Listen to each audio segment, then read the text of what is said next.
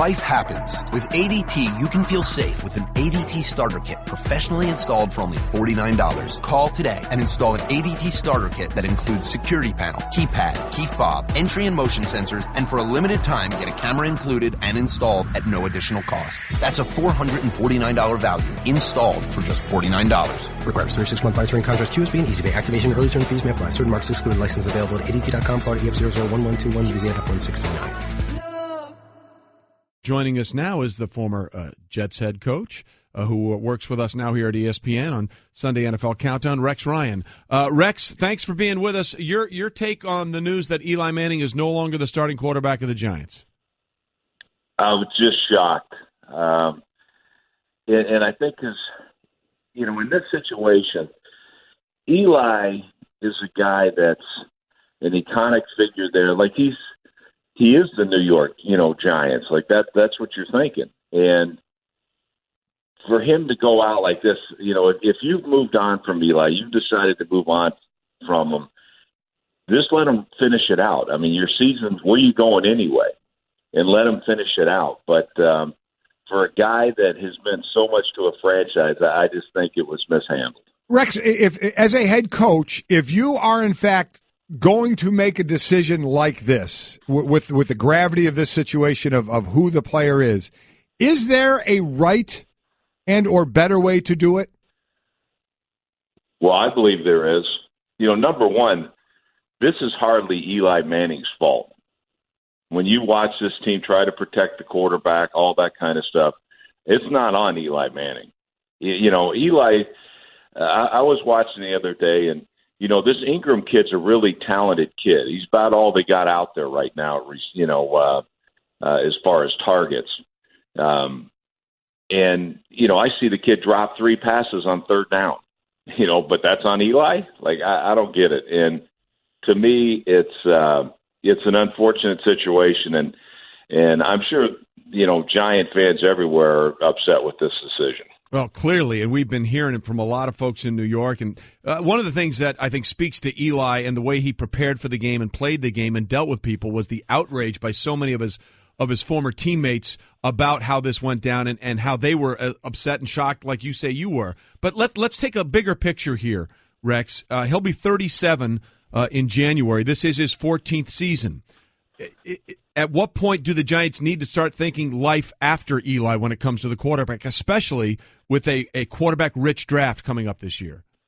Well, no, I mean, clearly this move tells you what the Giants are thinking. They've clearly moved on from Eli. They could say they haven't or whatever, but that's not the facts. There's no way. They definitely are moving on. So, yeah, I can understand. All right, this year would be the year that you go into the draft, you go get you another quarterback. That's fine. I understand that. But I just think that the situation that they had, it just makes no sense. I mean, it really makes no sense. And for such a classy organization that the Giants are supposed to be, and all that, I totally think they mishandled this. So we're talking to Rex Ryan, former head coach with the Jets and the Buffalo Bills, now working with us on Sunday Countdown. So I gave it from kind of a player's perspective in a locker room. Now you have a locker room where you're 2-9. You have 11 games. You got 5 to go. So guys, whether they're playing for themselves and their future or what's going on there, they just benched a quarterback, a great quarterback. The coach, certainly his job is in jeopardy and up in the air. Nobody knows what's going on. Probably the same with the GM. So I gave earlier from a player's perspective what it's like in that locker room. How about from a coach? You have to coach a team like that. How does those dynamics work? It reminds me, and this is, this is way greater than the situation I'm going to tell you. But when I was approached last year, knowing that I wasn't going to be there, all that type of stuff, and I was told to bench Tyrod Taylor, I'm like, there's no way. I said, I'm not doing it. So you might as well fire me now because I'm not doing it. And I thought it was the wrong move. I thought it sent the wrong message to the locker room. Hey, it's okay for, we're not going to play him because we're out of it, but it's okay to play you. Now, how's that guy going to feel? Well, they went out and got beat by the Jets JV team. That's what happened, to him last year. So I think it's we'll see how they respond. Obviously, everybody is playing for their jobs. What you see on tape, even if they do make a move with the coach, the new coaches are coming in. They're going to be watching these tapes, and you got to be a pro. I mean, you're an NFL player. However, I think that it's going to have a big ripple down effect, and if you're a fan of the Chargers or whoever these other teams are playing that the Giants are lined up to play, you're upset also because you wanted Eli Manning to be that quarterback, give your team a chance to win. And not saying, Geno Smith's got talent. But it's not about Geno. And, hey, I'm happy to see Geno get a chance, but not in these circumstances. Rex, I want to go back to one thing you just said. You said you were asked to bench Tyrod Taylor in Buffalo, and you said no, right? That's what you said? Exactly. Who asked you to do that? Well, I'm just saying that it was, it was strongly suggested that we play E.J. Manuel the last game. And, I had already, and I talked to Terry Pagula, and we had an understanding that, he was going to move on. And I'm like, no, I just assumed that's not going to happen. Like, I was, I told that kid that, from day one that he's my quarterback, and that's how I felt about it. And, so that's kind of, what happened and what went down. And like I said, my point is you saw how that team played. They went out, the Jets had a JV team out there, and yet they pounded the Bills. Well, and the reason, Rex, the reason I'm going back to that, I just want to make sure. So you were not surprised then, I guess, when Sean McDermott got up there this year and said, we're going with Nathan Peterman against the Chargers in L.A., who had obviously or arguably two of the best tandem pass rushers in the NFL, where a guy like Tyrod Taylor, whose nickname is T-Mobile, certainly would have seemed to have given them a better chance to win in that game. Well, I don't know about that. I think that, that situation right there, did McDermott make the call or whatever? I have no idea. If, he certainly owned it, which he should, one way or the other. But to me, that wasn't even, not even for the specific opponent. Tyrod Taylor's a decent quarterback, and you're going to put in this other kid that clearly wasn't ready to play. And, and now there's talk, well, they may go back to him. Well, what? Yeah. I think we've seen enough that this kid's not ready. He's got to prove that he could play in the NFL at some point, period, not as a starting quarterback in the NFL. So, and Tyrod Taylor's got the lowest interception percentage in the history of the National Football League. The reason you won those games is because of him. So that was why I was so shocked about that one. So let's spin it now forward to proving yourself, because no matter what happened in New York yesterday, they're going to play a game and then another game and then another game. As we all know, time doesn't stand still. Geno started 29 games during your tenure with the Jets. He's getting a chance now, whether it's because they want to give him a chance or if Davis Webb isn't ready yet, I don't know. Either way, Geno gets to start. His 34th start as an NFL quarterback. What do we think about that? Is this a guy that can resurrect a career and have a second act? Well, for Geno's sake, I hope so. I really do. Obviously, he'd have to play a lot better than he did, when he was the starting quarterback with the Jets. But, he did have some moments now. I'm telling you, the kid had – you go back and look at his career, he's 8-8 as a rookie quarterback in the league, and that's hard to do. So he does have some talent. But, again, he's also we've seen the good Geno, and we've also seen the bad Geno Smith, and the guy that's careless with the football and turns the ball over, those type of things. And it's hard to overcome those things. It certainly is. And at what point has this to be about Davis Webb at some point, Rex? Because, look, like you said, the book on Geno, look, there's enough there to know what you may get. Look, you could get a Case Keenum situation out of there, and I understand that, and he's done a great job in reviving his career and changing the narrative on him. But you drafted Davis Webb last year. We know what a rich quarterback draft this is coming up in 2018. And like we said, Eli's going to be 37 in January. How much do you really think you have to see Davis Webb down these 5 final games of the regular season more than Geno Smith? I can understand it. But I think by starting Geno Smith, you probably see what the Giants really think of Davis, of Davis Webb. They're probably not sold on it. So let me ask you this, because so many times we hear, well, we got to see him on the field, see what we can do on the field, and when they don't get on the field, then we say, well, they must be seeing something in practice. So for those that always think, well, you're only going to find out when they're on the field in an actual game, how much do you see and can you tell in practice that says this guy, I can put him on the field or I can't put him on the field?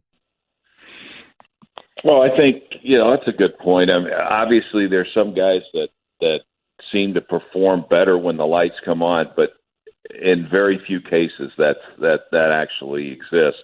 You could see it in the field, on the field. There'll be 2-minute situations. They'll do different things where they're moving the ball, even during the regular season. So I'm sure they've seen all those type of things, but, and in the preseason, that this kid really lighted up in the preseason, would, gave you some indication that this guy would be able to do it in the real games. You guys would know better than I would, but it's hard to say. But the fact they're going to Geno Smith, I don't understand that. If they're really looking for the future, unless they're deciding on could Geno Smith be our starter. I mean, I don't know. Well, yeah, I think the Giants don't know, and that's the bigger issue here going forward. Hey, I do want to talk to you about one player that you know very well, who has played the game and the game of the business of football arguably better than anybody, and that's cornerback Darrelle Revis. He's going to make his debut for the Chiefs this week against the Jets. He's been out all season. No one has figured out how to maximize his value better in the NFL than Darrelle Revis. What are reasonable expectations for him, you think, coming back at late stage in his career and at this late stage in the season? I think if the guy's in shape, then the expectations, you can raise the bar a little bit and let's see what he can do. But, so we'll see how it is. Obviously, he's not the same player he once was. However, if the fact that he decided to come back gives you an idea that, hey, you know what, he wants to go out a different way than he left with the Jets. And so we'll see. I think the big difference is he knows the system. So Bob Sutton, he's going to be very similar, familiar with the verbiage, all that type of stuff. So he should be able to get on the field that way mentally. And then when you get out there physically, you have a great corner opposite you in Peters. So I think what they're going to do is they'll give Peters the tough down and they'll roll the coverage to Revis, especially early, and let him be physical at the line of scrimmage, knowing he has help on top. I think that's how they'll play initially. And then if Revis comes back and says, you know what, I got this guy, then turn it loose. We can play man coverage. We can do all those type of things. But I don't think they'll put him at risk initially. I think that they'll try to roll their coverage a little bit, get them comfortable playing again, see what they have, and before they just turn the dogs loose with them. Well, hopefully they can get them to play offense, too, because that's a little busted right now in Kansas City. It's not so much about the defense. Hey, Rex, as always, we appreciate the insights. Look forward to watching you every Sunday on Sunday NFL Countdown with us here at ESPN. Thanks for being with us today. Thanks, Rex. All right, my pleasure, guys. I just saved hundreds of dollars by switching to Geico. I've never felt more alive. Disclaimer. Geico cannot guarantee you will feel more alive. You either possess functioning respiratory and circulatory systems, or you do not, or you are a zombie. If you are indeed a brain-starved zombie and you would like to save money on car insurance, the Geico legal team applauds your excellent life choices, even in your shambling afterlife. But we strongly encourage you to visit geico.com or download the Geico app. Please stay a minimum of 500 feet away from our large and presumably delicious, delicious brains. Geico. 15 minutes could save you 15% or more. There's no better guy than the guy that joins us now. That's my road dog. Hey, Rody. Herm I like your Edwards music already. That's kind Oh, of yeah. that slow, like Yeah. put your hand on one wheel and kind of dip down in the car, and just kind of There you go. waving people that way when you're dipping in the car. Yeah, that's Yeah. slow music. Thus proving my statement why hanging with this dude is one of the joys of my life. When did you get here, Rhodey? What year? Oh, 2009? yeah, I've been here 9 years, 9 seasons. 2008, 2009. seasons. Unbelievable. Can I make that segue of Yeah. one arm on the wheel, Yeah. leaning That's over, what you do. driving down to 202 right by Tempe? Stop it. Let's address Just one way to get to Let's it. address the elephant in the room. Yeah. You are going to interview over the weekend for the head football Yes. job at Arizona State. There are numerous candidates involved in this, obviously. I happen to be one. My history with Ray Anderson goes back. The athletic director. The athletic director for almost 20 years. So I owe him that. I like what he's done thus far at this university in a lot of different phases of it. We have similar mindsets as what we would like to do in life.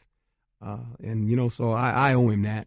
I think I owe myself that, too. But I could tell, obviously knowing you and you were a player and a coach, and then seeing, I knew you coached the Under Armour game, and then I was down there this year with you, watching you with guys who are just months away from being in college, and how you are with them. That's the first thing I thought of when I heard about this yesterday. I said, I could see that because you take a genuine interest. There's one thing to professional players when it's their job, but you take a genuine interest in trying to mold those like 18-year-olds and up. Well, you have a chance in your life when you're a coach, wherever you start, of really affecting young people's lives and making a difference in their life.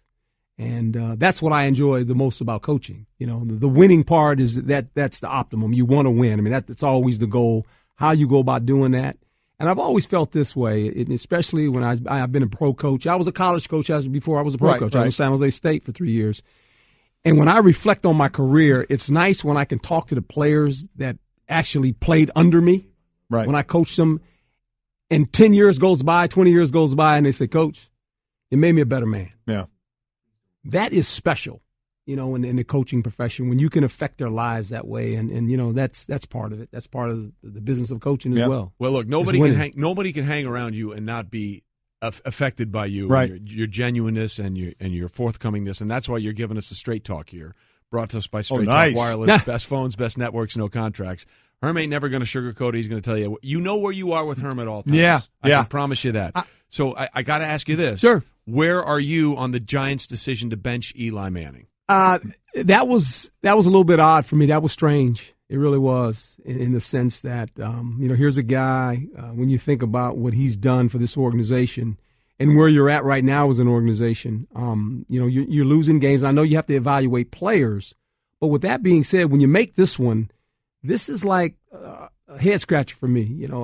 I can see you wanting to play a young quarterback. Okay. Well, you'll have opportunities to do that toward the end of the game, in the fourth quarter. If the game is being blown out or you're blowing somebody out, you get the guy in there. But to do this, when you replace Eli, how about the rest of the guys? If you're truly trying to evaluate, right, start evaluating all the positions. But you can't do that because you're trying to win games. Look, even at 2-9, the object is to win. You put in all this work. It's not, let's prepare and let's go out there and see what happens. No, you're trying to prepare to win. Eli gives you the best chance to do that. Look, we know that this team has suffered tremendous injuries. Mm-hmm. This guy has, played 93 snaps with his starting receiving core, right? They've got 28 drop balls, this receiving core, the most in football. They have a depleted offensive line, as well as running backs have been hurt. Receivers hurt. Look, this happens sometimes. And that's football. You don't want it. You hate for it to happen to any coach, any organization, but it's happening. Right. But with that being said, the steady force has always been Eli Manning. Yep. I'll give you the stat. Then I'm gonna be quiet and you guys talk. Well, no. You're here. You're good. I want to make sure I understand something. At 2-9, what is the object there, Chef? You're still trying to win. Hold on a minute. Hold on. You play to win the game. There you go. Had to get that out. You want to leave the stadium going, we know how to. The feeling of winning is like it. That's what keeps you in coaching. That's what makes you coach. That's what makes players play. When you walk in the locker room and you've come together for a whole week with this plan, and you go, we won a game, man. The feeling of that, you know that. Oh, yeah. you can't describe it. It's one of those feelings like you go, wow. And regardless of what your record is, that's the object. It's 1 week at a time. You got to win that week before you go to work the next week. You just win that one game. Yep. That's all that matters, right? And think about this history of this family. I was looking at this. The 11 Super Bowls that have been played, the Mannings have played in 6. In the last 11 Super Bowls, the Manning family has played in 6, the quarterbacks, right? And they've won 4. Yeah, as Trey said earlier, Belichick and Brady could probably have 10 if it weren't for the Mannings. It was exactly right. That's crazy numbers. Yeah. Peyton beat Belichick and Brady in 3 AFC Championship games, and Eli beat him twice. Eli beat him twice in the Super Bowl. Now you have to think maybe the Seahawks. That defense was so good that year that maybe that would have gone. But I'm pretty sure they would have beaten the Bears and would have beaten the Panthers. If you decide as a coach, and I asked Rex Ryan this when we had him on too, if you're going to decide as a coach that you're going to make this move, with a quarterback as established as Eli Manning, is there a proper way to do it, or no matter what you do, is it just going to come off bad? It's going to come off bad because you're basically taking the face of the franchise who's been there over a decade, and you're just basically saying we're going to put you down right now, set you down, and we're going to look at our quarterbacks, and it starts with Geno Smith. And my question is this, and it's no knock on Geno, but we know what Geno is. He's been a quarterback in this league that hasn't taken care of the ball. You're talking 28 touchdowns and 39 turnovers. The wins, losses, I'm not pinning it on Geno because he's played on some teams that weren't very good. But he still gets those. But I'm not even going to pin it on. But Davis Webb is your other guy. So my thinking is, okay, I want to see these guys. I kind of know what Geno is. If I want to watch David Webb, I'm going to make sure out in the fourth quarter or something, I'm going to get him in the game. Does that mean maybe they don't think he's ready if they're not going to play him right now? Obviously not. Yeah. Or they can say, now, here's the one I just said. Geno gives them the best chance to win between him and Webb. Well, then I would say, Eli Manning gives you the best chance to win. Right. Overall, right. Right. I mean, you're still trying to win a game. Yeah. I mean, look, this is the Jets this year. They're tanking. Right? Right. They're tanking. Said. Yeah. They're not tanking. Nobody told the players that. They're fighting. They're fighting. You're a professional football player. You're an independent contractor. Every time you got on the field, your name's on the back of the jersey. People look at you. Not only do people look at you, but the guys in the huddle watch you play. And they turn the film on Monday and say, hey, man, is that guy playing up to his potential? That's what happened to the Giants 2 weeks ago. That when they had that meeting, them players said, look, man, this is about us. We're embarrassing us right now. We're better than this. That's the amazing thing here. And look, I was guilty of this as well, thinking the Jets were going to struggle all year and they weren't going to be competitive. And it's turned out to be the exact opposite. When it's all said and done, the Giants may be getting the quarterback that so many of the Jets fans thought they may be taking in this draft, if they choose to go that route, the first round. So there's a lot to get into. You're going to stick around for another segment with us, right? Because we have just begun to scratch the surface. That is the incredibleness of Herm Edwards, the mayor of Monterey, the prince of the peninsula. You're too nice. You guys are too nice. You want to be invisible? Walk behind Herm Edwards in Monterey, California. You might as well not be there because this guy, everybody knows him and everybody wants to talk to him and shake his hand. And the one thing that people may not know behind the scenes, if you don't, you see him here, but you don't see this man prepares. He has sheets in front of him, writing on everything. So in that vein, generally, so you're going to go do this interview at Arizona State. You hear about all these coaches, especially maybe assistants that are going for first few interviews. They have these big binders and all that. You haven't done an interview in a while. You've been a coach for a long time. Yeah. How are you going into this one? You're going to have this big binder, or you're just going to walk in and say, ask me what you want? Yeah, well, I can do some of that because the guy asking the questions, he knows me very well. Right. He knows what I'm about, and that always helps. So how do you do that now? I mean, you've been, as you guys know, you talked about the Under Armour game. I visit a lot of college campuses. Right. I'm invited to speak to teams, to go to practices. I've been doing this. I haven't been just sitting around doing nothing. Right. I've kept up with the game of football. Right. I grade about 200 college athletes that come out every year for the draft. Why? Because that's my job. I got to look at them to go, okay, this is where this guy fits at pro football. Mm-hmm. So it's not like I've been out of my mind hasn't been a coach. I mean, you're always coaching. Right. When you come on TV, you're still coaching. Yep. Now, the thing you miss and what I've missed, and I tell my road dog Trey this all the time, I miss putting my feet on the grass. Yeah. And just the camaraderie of just. Maybe that's why we play so much golf. Yeah. I'm with you. Something about that. When you've done it your whole life. Yeah. I mean, all I've ever done is football. Yeah.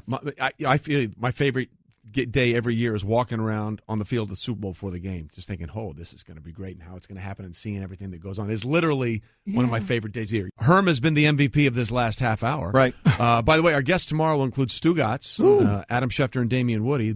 I'm sure Big Wood has some interesting things to say about I would say so. What's going on with Eli Manning. Right. But let's talk about a team that you also coach. Yes. From the Kansas City Chiefs. And Chieftains. You go, much as you have a lot of connections with Ray Anderson as Arizona State, you have tons of connections with the Chiefs organization going back many, many years. Yes. They got off to that great start at 5-0, and it's been just all downhill ever since. The offense can't get out of its own way. What's gone wrong? Well, a little bit of it is this. You don't see the explosive plays. I think in the games they lost, they've really struggled possessing the ball. And then they're bad on third downs as far as offensively. Now, with that being said, defensively, when you watch people play them now, a lot of people took from the playbook what Pittsburgh was able to do to them. Played a lot of what we call cover two. Two safeties deep. You got five guys underneath, and basically not allowing them vertically down the boundaries. So you have to attack them inside. With that being said, the quarterback has to be very patient and get the ball out of his hand to the check down. The problem is if you don't do that and you hold on to it, the rush finally gets you. Mm-hmm. Kelsey's generally a big factor down the middle of the field, but because they're playing this two-shell, he doesn't have to just beat one guy. All of a sudden, he could beat the linebacker over the top, but he actually has help from the safeties. So it's really made their offense shut down in this too, I think. They were really good in the first 5 games with a lot of those trick plays, the little gimmick stuff, right? Right. And it was working, but it's the NFL. Right. People catch up to you. Right. They kind of catch up to them. And then the problem is they fall behind, and this offense is not built to drop back and throw. So that brings up, and I can't even believe people are bringing it up, the thought of benching Alex Smith for Patrick Mahomes. I mean, yes, let's take a guy that's thrown 19 touchdowns and 4 interceptions. I get it. He's not a down-the-field thrower and say, let's put this other guy in because he can whip it downfield. He hasn't played a play in the NFL. I mean, is there anything anywhere where you would say put this young guy in? No, there's no way. And it's not fair to him. It's not fair to the football team. We saw Buffalo do this, and they found their way out of it by getting a big win last week. But that could have been the demise of their season, right? And it's no fault on the coach in Buffalo. He said, I wanted to get a spark. He tried something. It didn't work. But the good thing about it, they rallied again and got another win, so they're still in the hunt. For Kansas City, a team that's won a lot of games with Alex Smith at quarterback, I just think now the pressure's going to be on them to try to attack some of the seams when these people are playing cover two. And then defensively, they were really big on taking the ball away. They haven't done that as much this year. They always gave this offense a short field at times. They haven't done that, So it's a combination of things, but no explosive plays. We don't see Hunt, we don't see Kelsey, and we don't see Hill. The thing about Kareem is amazing. First 5 games, averaging 122 yards, 6.3 yards a carry. Since then, 46 yards a game. Just cut his yards a carry in half. Well, 3.2, I think, is what it is. If they're going to get anything going with those trick plays or down the field, they've got to get that running game going again. And it has to be some more downhill runs rather than the tricky stuff trying to get on the perimeter. Because he's a good enough back. He can run inside, and let him make some plays that way. But, Andy's a good coach. We know that. One of the better coaches in the National Football League. And, he knows that he's got to fix it. It's his offense. He's played enough football games, coached in enough football games that he understands what he's up against. And I just think they find a way. Now, this game they play this week, it's tough. Right. The Jets are tough. Yeah. They're going to play them now. They got a good defense. Will compete. They got a good defense. So along those lines, so you have a team and really a division that's kind of floundering there, that AFC West. We didn't expect that. And maybe we didn't expect the Eagles to only have 1 loss. So as we look at them as the top team in the NFC and the other top teams, which one do you think is built the best to knock off a team like the Philadelphia Eagles? Well, I think this is a big game for them this week against Seattle because Seattle's pressed against it too right now. And I can't remember last time they lost 3 games in a season at home. Right. They've lost 2, and I think they almost got away last week getting it tied up. But it's all on Russell Wilson. And the problem with Seattle, obviously, is they're wounded in the back end. Their strength has always been the back end of that defense, and they're wounded. Yeah. The Legion of Boom went boom this year with all the injuries to Richard Sherman and Cam Chancellor. Herm, I want to say this as clear as I can, and I mean it. And you working on Thursday on NFL? I'm here all week. We'll see you on Thursday. But come on, you do whatever you got to do. Yep. That's best for your situation. Exactly right.